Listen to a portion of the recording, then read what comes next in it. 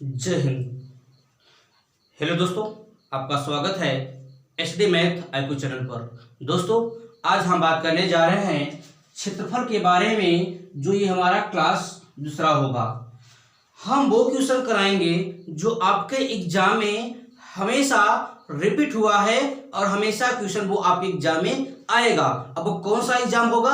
Railway का exam. कौन सा एग्जाम? रेलवे का exam. Railway group D, railway NTPC, railway ALP और रेलवे एसआई एंड कांस्टेबल का एग्जाम होगा दोस्तों, जो आपके एग्जाम में आया है और आएगा। तो आइए देखते हैं ये पहला क्वेश्चन क्या कर रहा है। शानदार सा क्वेश्चन है। पहला क्वेश्चन कर रहा है, एक चौकोर की भुजा दोगुनी की जाती है, उसका क्षेत्रफल कितना प्रतिशत बढ़ता है? दोस्तों, जब भुजा को n गुना करते हैं, ध्यान देखिए, जब भुजा को हम n गुना करें, देखिए बोर्ड पर दिया हुआ प्रश्न है, जब भुजा को हम n गुना करेंगे, क्या भुजा को जब n गुना करेंगे तो हमारे पास एक सूत्र होता है, क्या?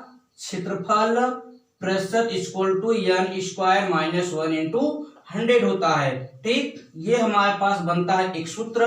तो इस प्रश्न में कह रहा है, एक चौकोर की भुजा दोगुनी की जाती है, उसका क्षेत्रफल कितना प्रतिशत बढ़ता है? तो यहाँ पे कह रहा है 2 गुना। कितना कह रहा है?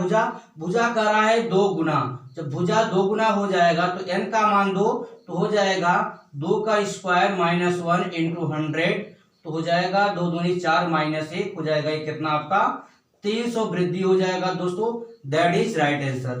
ठीक, आइए देखते हैं अगला प्रश्न क्या करा है। क्वेश्चन नंबर दूसरा, क्वेश्चन नंबर 2 क्या करा है, जरा उसको देखते हैं शानदार तरीके से, अच्छे तरीके से, जो एग्जाम की दृष्टि से अति महत्वपूर्ण है दोस्तों। आइए अगला प्रश्न कह रहा है, यदि किसी वर्ग की भुजा को 50% बढ़ा दिया जाए तो इसके क्षेत्रफल में कितने प्रतिशत की वृद्धि हो जाएगी? दोस्तों, इसके लिए भी एक शानदार सा सूत्र है। जब भुजा को प्रतिशत में बढ़ाया जाए और पूछ ले क्षेत्रफल वृद्धि प्रतिशत, तो हमारे पास सूत्र होता है, क्या? क्षेत्रफल वृद्धि प्रतिशत इक्वल टू होता है 2x plus x square upon 100 होता है। यहाँ पे x का वैल्यू दिया हुआ है 50, 2 गुणित 50 प्लस 50 का स्क्वायर बटे 100, ये हो जाएगा 50 गुना 100 हो जाएगा। 50 का वर्ग करेंगे, हो जाएगा 2500 बटा 100। 2 जीरो से 2 जीरो कैंसिल, 100 और 25, ये हो जाएगा 125% की वृद्धि हो जाएगा दोस्तों। ठीक, शानदार सा सवाल, बढ़िया सवाल। ठीक दोस्तों, शानदार सा सवाल, अब बढ़िया सवाल। चलिए आइए देखते हैं अगला सवाल क्या है, जो कई बार आपके एग्जाम में पूछा गया सवाल है दोस्तों। कई बार रेलवे ग्रुप डी में कई बार पूछा गया सवाल है दोस्तों। आइए देखिए क्वेश्चन नंबर तीसरा क्या कह रहा है। वीडियो में अंत तक बने रहिएगा, अच्छा लगे तो सब्सक्राइब जरूर करिएगा दोस्तों। कह रहा है, एक समकोण त्रिभुज के आधार की लंबाई 5 मीटर तथा उसका कद 13 मीटर है, त्रिभुज का क्षेत्रफल क्या है? ठीक दोस्तों, एक समकोण त्रिभुज है। क्या है? एक समकोण त्रिभुज है। यह आपका समकोण त्रिभुज कह रहा है, जिसके आधार की लंबाई 5 मीटर है और कद कितना है? 13 मीटर। यही तो कह रहा है ना दोस्तों। ठीक, हाँ, कद है 13 मीटर, आधार की लंबाई है 5 मीटर। कह रहा है त्रिभुज का क्षेत्रफल क्या होगा दोस्तों? त्रिभुज का क्षेत्रफल ज्ञात करने के लिए हमारे पास फार्मूला होता है 1/2 आधार वृत्त ऊंचाई। ठीक दोस्तों, तो आइए देखिए, ये 13 है, ये 5 है और ये क्या होगा? ठीक दोस्तों, ये क्या होगा ना, ये क्या होगा? तो दोस्तों हमारे पास एक सूत्र होता है। ठीक, वो सूत्र क्या होता है?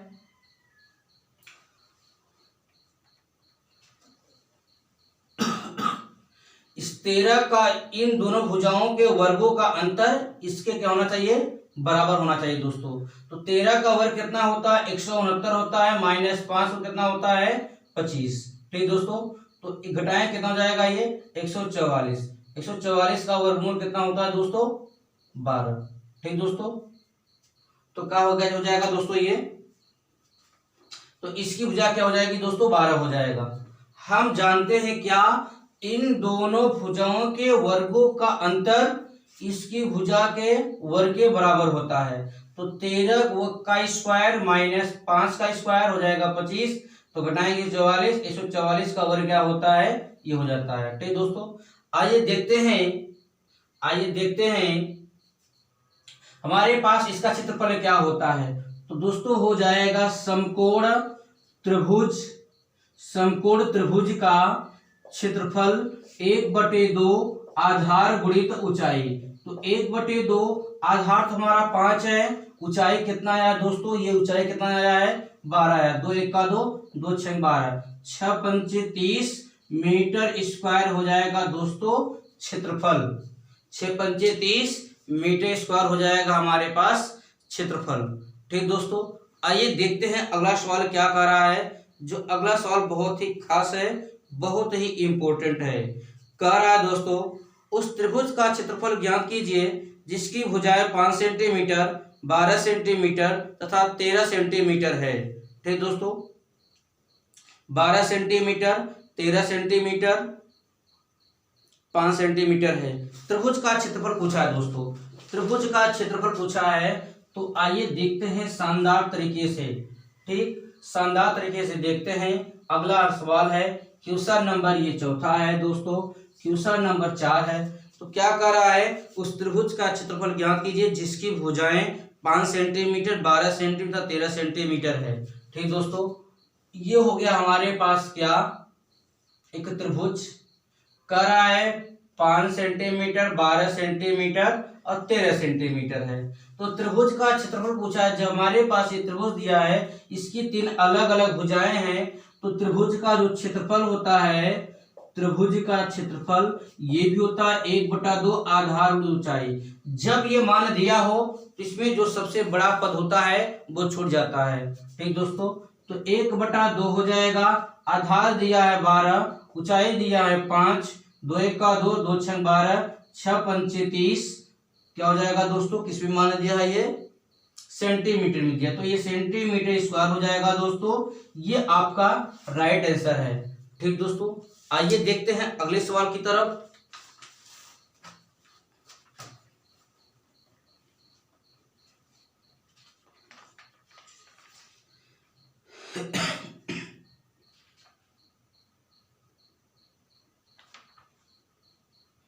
चलिए देखिए अगला सवाल क्या कर रहा है दोस्तों।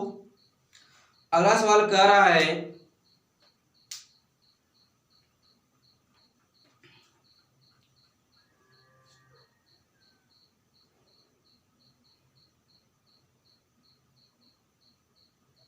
अगला सवाल कह रहा है एक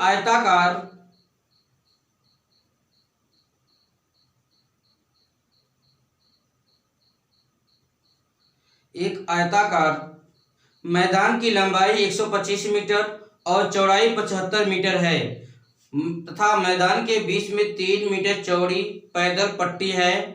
पैदल पट्टी के बिना मैदान का क्षेत्रफल क्या है। ठीक दोस्तों, तो कह रहा है एक आयताकार मैदान की लंबाई 125 मीटर और चौड़ाई 75 मीटर है तथा मैदान के बीच में 3 मीटर चौड़ी पैदल पट्टी है। पैदल पट्टी के बिना मैदान का क्षेत्रफल क्या होगा। शानदार सा सवाल है दोस्तों। आइए देखते हैं इस शानदार से सवाल को हम लोग कैसे सॉल्व करते हैं, जरा इसको देखते हैं दोस्तों। ठीक, यह है हमारे पास दोस्तों एक आयत है। ठीक, यह आयत है, इसकी लंबाई दिया हुआ है कितना आपका, इसकी लंबाई दिया हुआ है दोस्तों 125 मीटर, इसकी लंबाई दिया हुआ है 125 मीटर और चौड़ाई कितना दिया दोस्तों, ये चौड़ाई दिया हुआ है 75 मीटर। कह रहा है चौड़ाई के जो अनुदिश है, चौड़ाई के अनुदिश 3 मीटर चौड़ी सड़क है। कितना दोस्तों, ये चौड़ाई के अनुदिश क्या है आपका 3 मीटर चौड़ी सड़क है, ये 3 मीटर। ठीक, तो पूछ क्या रहा है दोस्तों, इसमें पूछ रहा है पैदल पट्टी के बिना मैदान का क्षेत्रफल ज्ञात कीजिए। दोस्तों ये पैदल पट्टी है, इसी को छोड़कर इस मैदान का क्षेत्रफल पूछा है। तो आइए देखते हैं दोस्तों इसको कैसे सॉल्व करेंगे।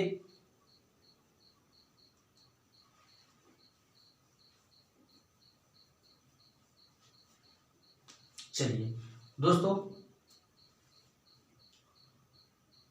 मार्ग या पैदल पट्टी, मार्ग या पट्टी होकर मार्ग या पट्टी होकर मैदान का क्षेत्रफल क्या हो जाएगा दोस्तों?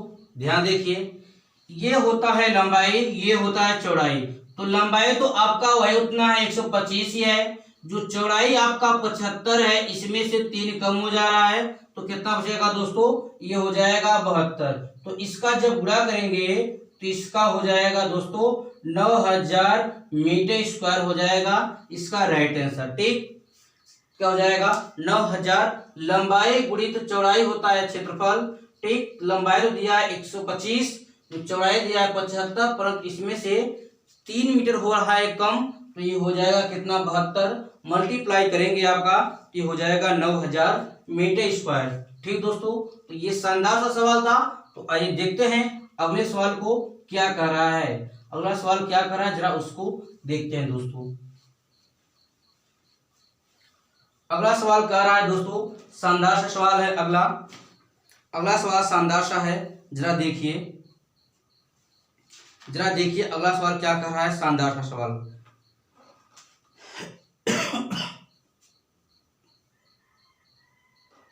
कह रहा है एक तार वृत्त के रूप में है जिसकी त्रिज्या 28 सेंटीमीटर है। एक तार वृत्त के रूप में है जिसकी त्रिज्या 28 सेंटीमीटर है। वर्ग की भुजा जिसमें यह मोड़ा जा सकता है लगभग कितना है? ठीक दोस्तों, वर्ग के रूप में मोड़ना है, तो वर्ग का क्या पूछा है? भुजा पूछा है। ठीक दोस्तों, तो आइए देखते हैं क्या कह रहा है। ठीक दोस्तों, एक क्या है? एक तार है और वृत्त के रूप में मोड़ना है। एक तार है दोस्तों, इस तार को हमें क्या कर दिए? वृत्त के रूप में मोड़ दिए। जब हम वृत्त के रूप में मोड़ देते हैं तो इसकी त्रिज्या क्या हो जाती है दोस्तों? 28 सेंटीमीटर। इसकी त्रिज्या हो जाता है कितना? 28 सेंटीमीटर हो जाता है इसकी त्रिज्या। और जब इसी तार को हम वर्ग के रूप में मोड़ेंगे तो उसकी भुजा क्या कहलाएगी दोस्तों? इसी को ज्ञात करना है। ये भुजा क्या हो जाएगी? ये भुजा क्या हो जाएगी दोस्तों? इसी को ज्ञात करना है। एक तार था, उसको मैंने जब वृत्त के रूप में मोड़ा तो उसकी त्रिज्या मिला 28। ठीक, जब वही उसी तार को जब वर्ग के रूप में मोड़ेंगे तो उसकी भुजा क्या मिलेगी? तो दोस्तों भुजा निकालने के लिए हमारे पास हो जाएगा वृत्त की परिधि इक्वल टू हो जाएगा वर्ग का परिमाप। तो हमारे पास वृत्त की परिधि होता है 2πr, वर्ग का परिमाप होता है 4a। ठीक, तो 2 हो जाएगा, पाई का मान 22/7, त्रिज्या r का मान दिया 28, ये 4 हो जाएगा। ठीक दोस्तों, 7 का 7, 7 चौक 28 हो जाएगा, 4 से 4 कैंसिल, 22 गुना 44 सेंटीमीटर हो जाएगा दोस्तों। हमारे पास इसकी भुजा हो जाएगा कितना? 44 सेंटीमीटर हो जाएगा इसकी भुजा। ठीक दोस्तों, आइए देखते हैं अगला सवाल। अगला सवाल क्या कर रहा है, जो बहुत ही शानदार सवाल है दोस्तों। आइए देखिए।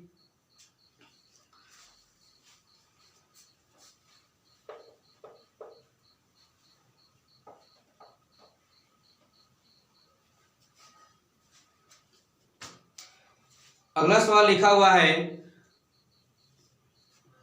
अगर दो वृत्तों के क्षेत्रफलों का अनुपात 4:9 है तो उनकी परिधियों का अनुपात क्या होगा? ठीक दोस्तों, दो वृत्तों के क्षेत्रफलों का अनुपात 4:9 है तो उनकी परिधियों का अनुपात क्या होगा? आइए देखते हैं शानदार सा सवाल दोस्तों। ठीक, वृत्त का क्षेत्रफल क्या होता है? πr²। तो 2 बार हो जाएगा, तो वृत्त का क्षेत्रफल हो जाएगा, तो क्षेत्रफल कर दे रहे हैं a1, तो वृत्त का क्षेत्रफल a1/a2 बराबर हो जाएगा πr1 का स्क्वायर बटे πr2 का स्क्वायर। जब दो वृत्त हैं, एक वृत्त ये और एक वृत्त ये, जब दो वृत्त हैं तो हमारे पास इसके 2 त्रिज्या भी हो जाएंगे।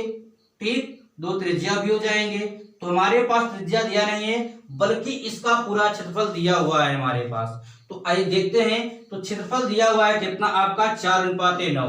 तो इसका मान दिया है 4, इसका मान दिया है 9, तो ये पाई R1 का स्क्वायर बटे पाई R2 का स्क्वायर। तो पाई से पाई कैंसिल हो जाएगा, कटिंग हो जाएगा, तो 2/3 हो जाएगा, R1 का बटा R2 हो जाएगा त्रिज्या का अनुपात। पूछा क्या है, इनके परिधियों का अनुपात पूछा है। परिधि मतलब होता है परिधि, वृत्त का परिधि 2πr।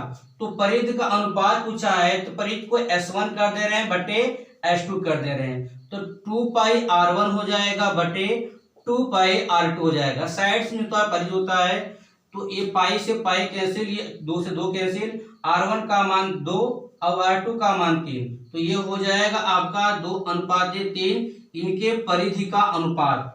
इनके जो परिधि का अनुपात होगा वो हो जाएगा 2:3। ये सवाल कई बार क्वेश्चन एग्जाम में आया हुआ है और आने के पूरे चांस है दोस्तों।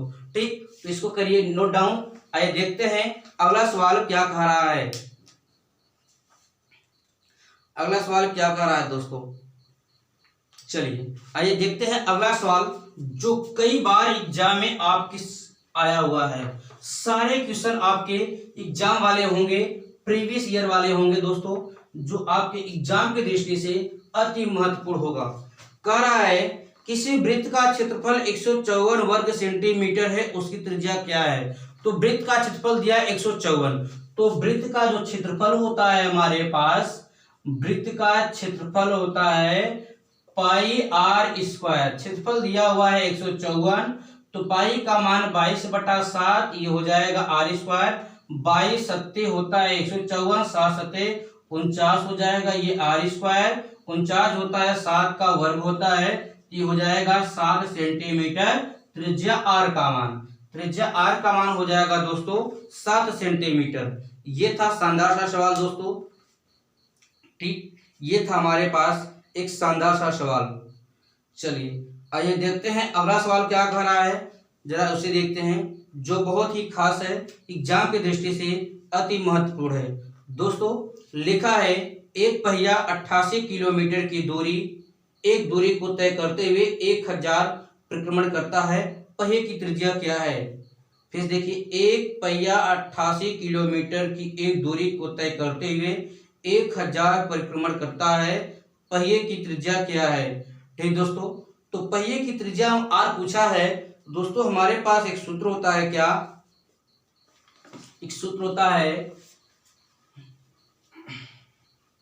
सूत्र होता है चक्कर बराबर होता है क्या, चक्कर बराबर होता है दूरी बटा 2πr होता है।